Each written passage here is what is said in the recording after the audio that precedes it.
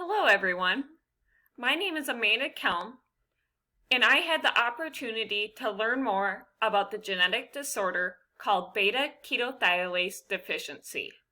I hope that I can share with you some information today about this deficiency so that you too become accustomed to knowing more about different genetic disorders that exist in this country. What exactly is this genetic disorder? This genetic disorder results in the body's inability to process isoleucine. This is actually an amino acid, and the body's inability to process amino acids also leads to the prevention of properly handling ketones. What are other names for this genetic disorder? Two examples are 2-methyl-3-hydroxybutyric acidemia and mitochondrial acetoacetyl-CoA thiolase deficiency. Pictured here is the isoleucine amino acid structure. What is the prevalence of beta-ketothiolase deficiency? Less than 250 individuals have been documented that are affected with this genetic disorder.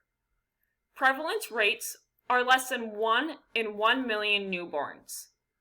With these statistics, diagnosing has been a challenge for physicians and genetic counselors. They often rely upon medical history, signs and symptoms, physical exam results, and laboratory tests. There exists a newborn action sheet for providers that help them go step by step in making the proper diagnosis for the individuals. The signs and symptoms of beta-ketothiolase deficiency typically start to be seen or documented around 6 months of age to 24 months of age. They include vomiting, dehydration, lethargy, and sometimes seizures. Ketoacidotic attacks are the result of the deficiency.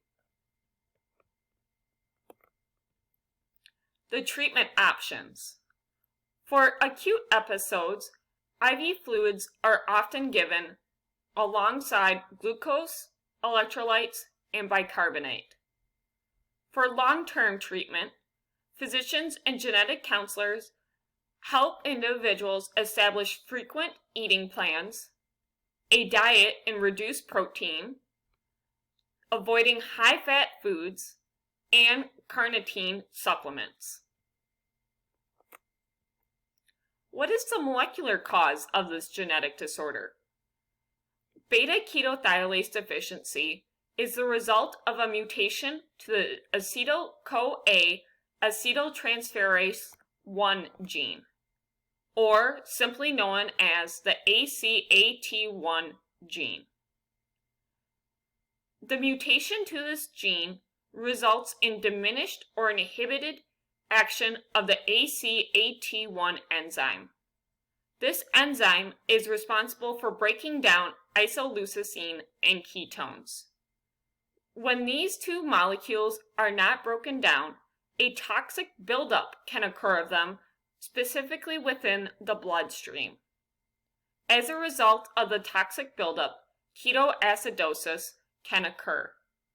Ketoacidosis then leads to tissue, organ, and nervous system damage.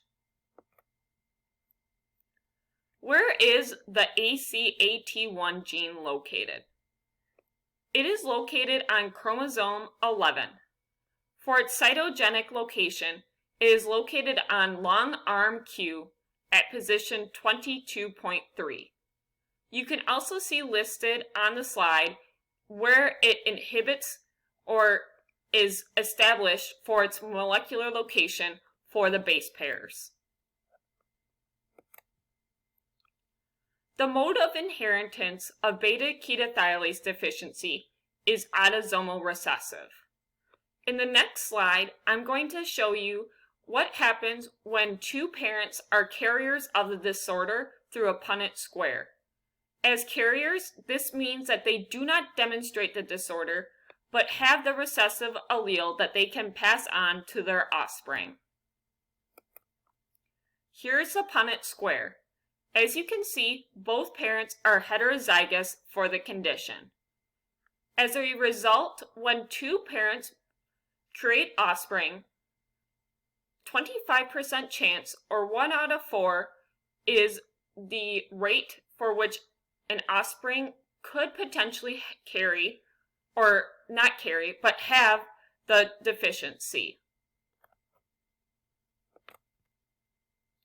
Here is a family pedigree for beta-ketothiolase deficiency. You can see that Sam and Amanda are both carriers for the deficiency, but do not demonstrate beta-ketothiolase deficiency. However, they both pass that recessive allele to their daughter Jessie. Jessie is affected by the genetic disorder. Henry is a father of Leo and Grace. Leo and Grace are both carriers, but Henry has the disorder. They received the recessive allele as children from Henry, but were fortunate to receive a dominant allele from their mom, Carly. Kaylee is also another offspring within the family pedigree that has the disorder.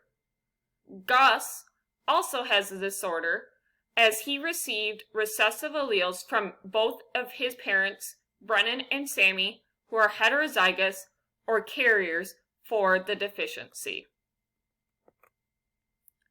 What are the genetic testing options for this disorder?